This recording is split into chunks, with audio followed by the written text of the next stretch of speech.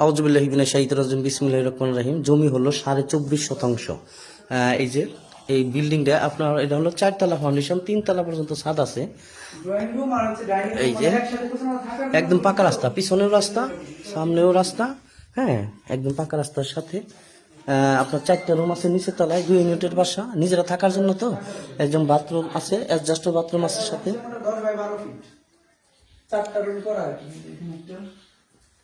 এই যে ছাদ আছে, ছাদে যাওয়ার সিঁড়ি আছে। এই যে বাসাটা গরু ফার্ম করা আছে সাথে, পিছনেও জায়গা আছে কিন্তু।